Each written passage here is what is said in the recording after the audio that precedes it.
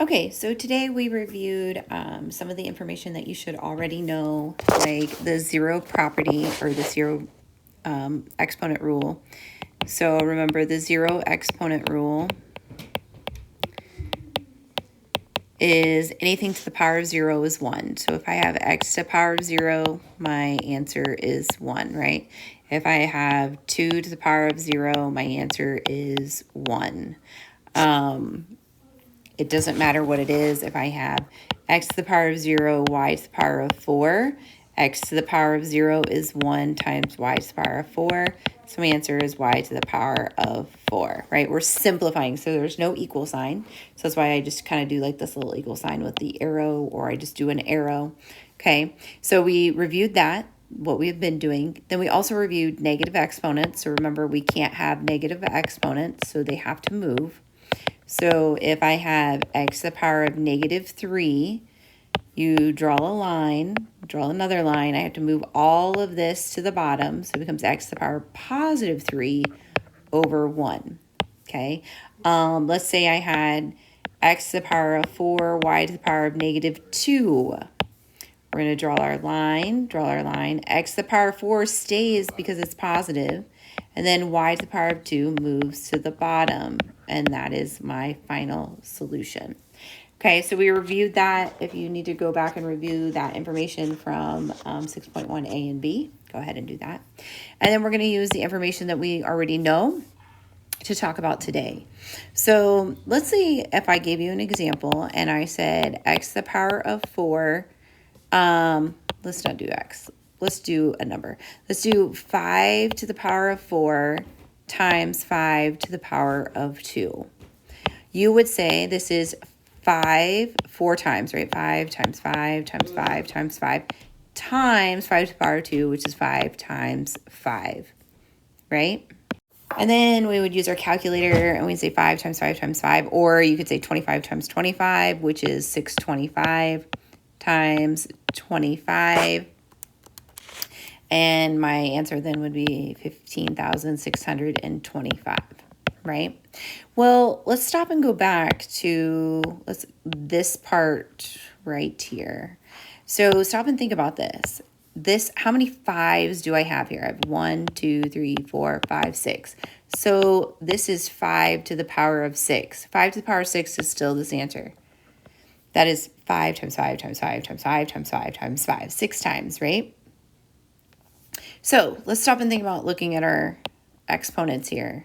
What do you think we did here? So stop and think about that. What did we do here? Hopefully you said we added them, right? So when we are multiplying, when we multiply with the same base, we add our exponents. So I could say, we'll use a different color, keep my base of 5 and take 4 plus 2. So this becomes 5 to the power of 6, which is still the same answer as 15,625. Same answer as 15,625. Okay, so we multiply with the same base, we add our exponents, and the key here is also keep the base. So we're only going to keep the base one time.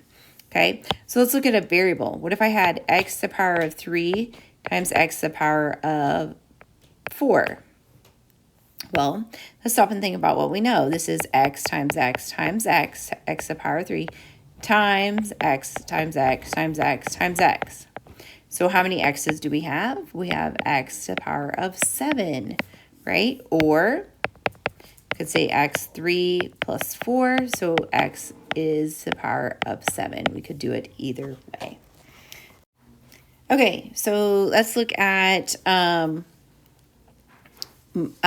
dividing. So let's look at some dividing.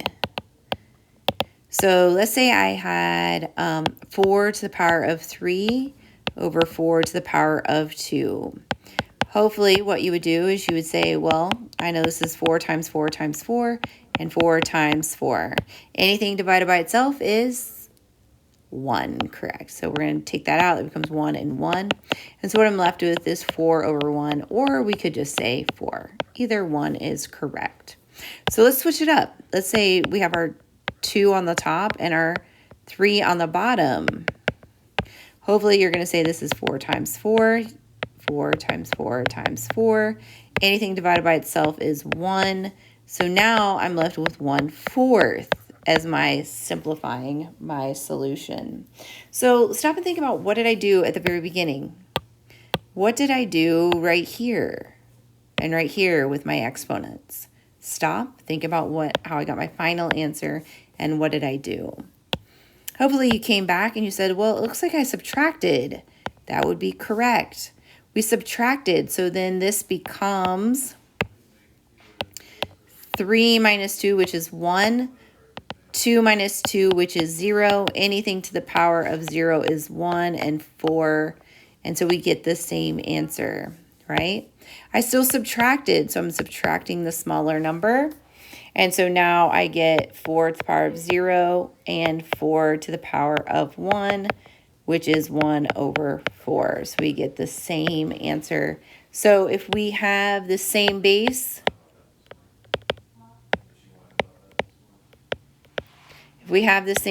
and we are dividing, we will subtract exponents. Okay? Okay, so let's do some examples here. Let's say I had a to the power of 4 to the power of 3. Let's stop and think. This means this base multiplied by itself 3 times. So a to the power of 4, a to the power of 4, a to the power of 4. And then we remember we have 8, we're multiplying, so we add our exponents. So we have a to the power of 4 plus 4 plus 4. So we get a to the power of 12, right? Don't forget, there's 4 a's here. 1, 2, 3, 4. 1, 2, 3, 4. 1, 2, 3, 4. So there are a total of 12 a's.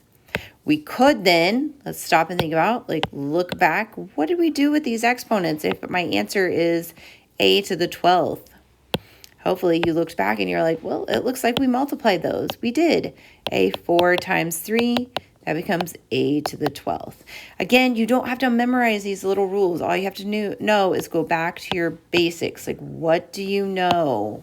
What information do you know here? Okay. Let's look at another example. What if I gave you x to the power of -2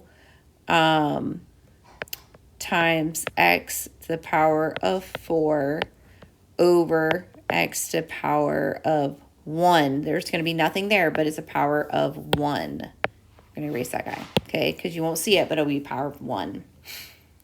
How would you approach this? Some students, go ahead and stop and you can check it. Some students would approach it as, well, I have the same base, so I can add my exponents. I'll change the color here. Can add these, so I have -2 plus 4. And then I'm put that over x. And so I have x to the power of 2 over x to the power of 1.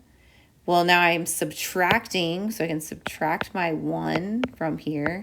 So I get x to the power of 1 over 1, or just x over 1, or just x, right? That means the same thing. Don't forget, if you got stuck there, x squared over x. X times x is x squared. Cancel everything out, so anything that is divided by itself becomes 1. And so we get this x left. Okay, so what if I gave you, I like using x because it just is easier to be able to see. What if I gave you x to the power of 5 times x to the power of -7? Pause the video, see how you would do this. Some students would say, well, I could already add these, so it would be x5 plus -7. So it becomes x to the -2nd.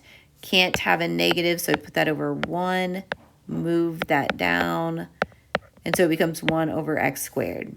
Some students would say, well, I see the negative, so I need to move it. So I have x to the power of 5 over 1. times 1 over x to the power of 7. That leaves me with x to the power of 5 over x to the power of 7. Subtract my 5. So we get x to the power of 0 over x to the power of 2. It becomes 1 over x to the power of 2. You could have done this any way, whichever way you wanted. Good luck. Let me know if you have any questions.